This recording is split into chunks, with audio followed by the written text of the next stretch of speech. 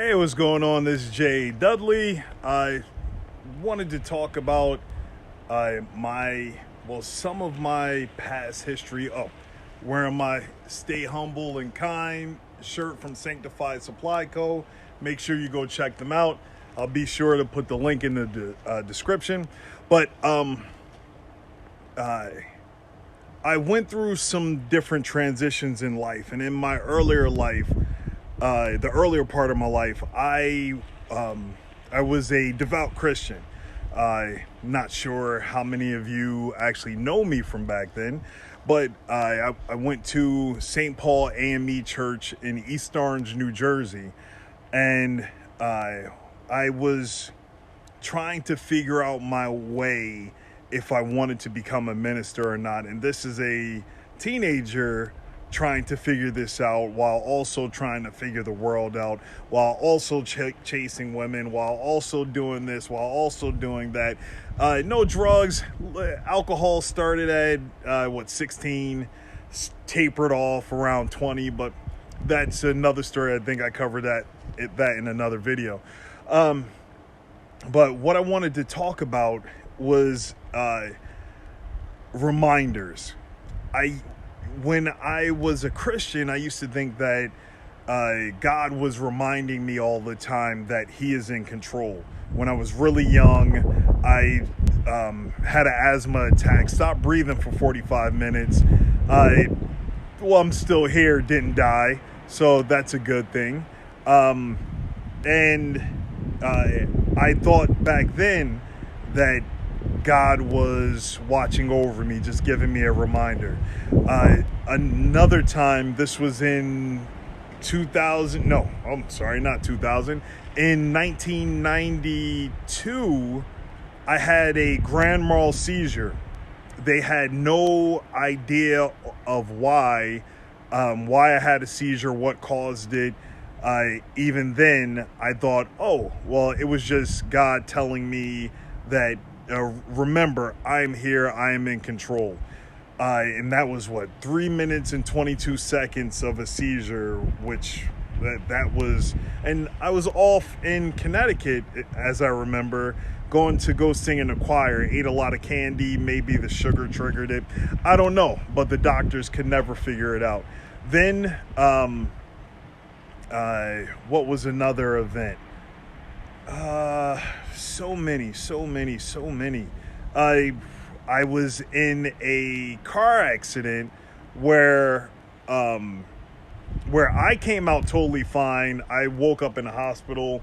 The car that I had was a Dodge Spirit, a little boxy car. I drove down to a Christian education conference for what? To go see some females.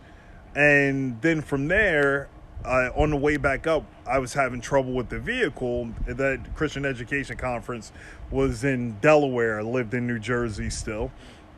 And on the way back up, was having all of these problems over and over again. The car would overheat, it would shut down, and then I have to wait, then it would start back up. So finally got back to Plainfield, New Jersey, and I went to sleep for about 20 minutes. I had a class I had to get to, and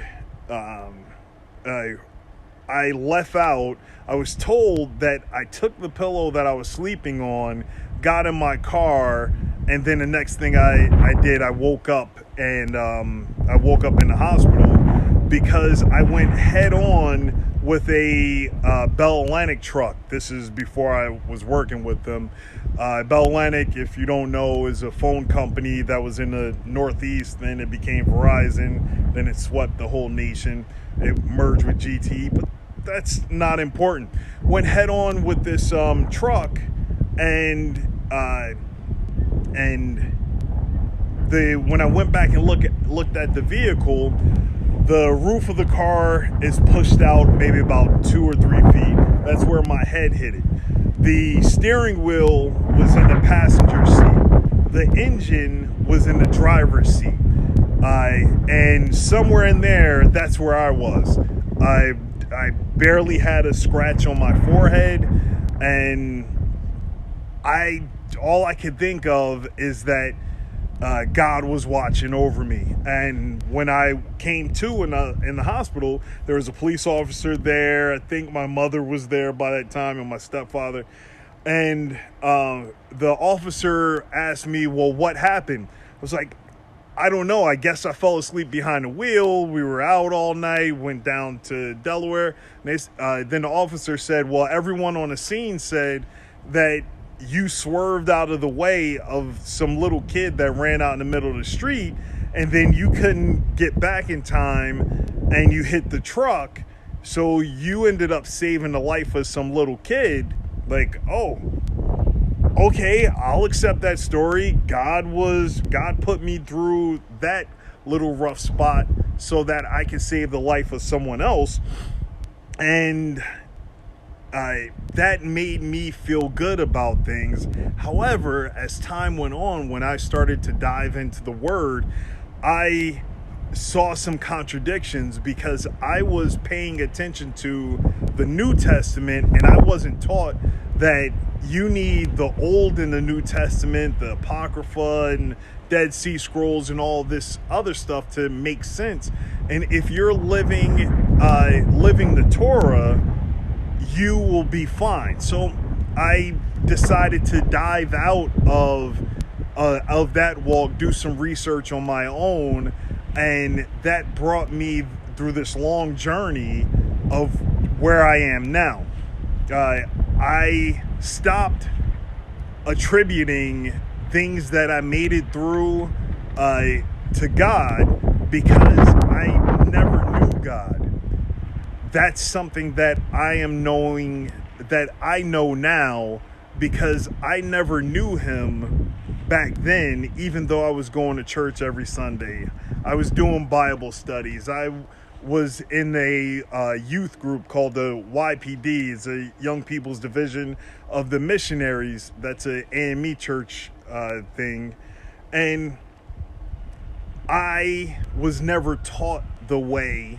I was never taught the walk to be able to understand how Yah is guiding me. I was just guessing things. I had no idea. So now, I can't say now, as an adult, all of these different headaches and turmoil, like some that are still going on today, all those were lessons to make me a better man, a better father, a better husband, dealing with losing my driver's license, dealing with racing cars, dealing with having a child out of wedlock, and that being a mentally chaotic time, to where I could have went one way, but I decided to do the best that I could as an absentee father to raise up, which my son is now 17, my oldest son, and his name is Football. I'll put the link down in the description. I think I did that in another video before, a blog post of why his name is Football. It got the tattoo right here. Probably can't see it out here in the sun. But that was a long journey, trying my best not to become a bitter person with dealing with someone that wouldn't talk or anything. So now I know that that's just another testimony that I have, because God was watching over me, but I was calling him the wrong thing. I was not calling him by his name. Well, actually, he doesn't have a name besides I am that I am. But it was I guess I forgot what that's called. Tetranomogram. I don't remember it. A brother at the Arm and the Saints retreat that we went to told me about it, and that's what I am that I am is made into Yahweh, YHWH. That's what all of that's about. And now that I am reading the word, I'm getting closer to Yah, getting better in understanding, getting better in my walk, getting better in my leadership of my family. We were able to bring my little chunk, I don't have him here with me, he's inside right now, a nice little healthy boy. However, there are still little hurdles that that come up that we have to get over. I'm still hitting some bumps in the road. I'm still praying my way through it. My wife is praying through it. We are getting attacked because we are doing the things that we're supposed to be doing. We are supposed to spread the word, live the word, be the word, because the word is Yah. It's another thing that I learned during Arming the Saints, which made me happy. And all of the ups and downs that I was able to go through in life gave me a better understanding and appreciation, knowing that Yah was there the entire time, but he wanted me to experience these things so that I can be a better man, so I can walk the walk, so I can be a leader to my family, and I can be an example to whoever I come in contact with.